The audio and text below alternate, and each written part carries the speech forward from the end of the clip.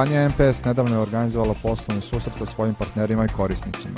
To je bila prilika da se vidi aktualna ponuda ove kompanije, kao i da se čuju zanimljiva iskustva nekoliko najuspešnijih IT menadžera.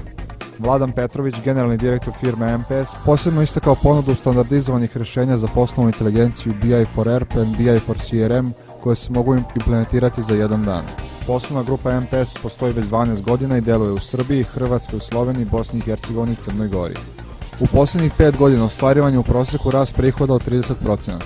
Ključna područja poslovanja su poslovna rješenja, upravljanje odnosima, poslovna inteligencija, integracija poslovnih rješenja i poslovna savjetovanja. Dragan Đorđević, direktor razvoja kompanije Skills, je u nastavku poslovnog susreta u šaljivom tonu prezentovao iskustva u radu i čuvanju klijenata.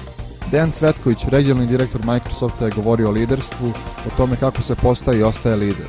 Po njegovim rečima, lider u IT ili bilo kojoj drugoj delatnosti treba da ima jasnu viziju razvoja, okuplja sledbenike i istrajno i nadahnito radi na ostvarivanju vizije. Lidera ne pokreću strah i nagrade, već borba za nove vrednosti. Mihajl Petreski, osnivač kompanije Pexim, je predstavio iskustvo u izboru strateškog partnera. Pexim je prošao proces traženja strateškog partnera i sada člana Seco SE grupe. Petreski potvrdi da je Pexim ulaskom u ovu grupaciju proširio tržište i očuvao svoju poziciju. Ukupno gledano, MPS je svojim partnerima i ovom prilikom predstavio ne samo svoju ponudu, nego omogućio zanimljiv i koristan susret sa uspešnim IT menadžerima i njihovim iskustvima.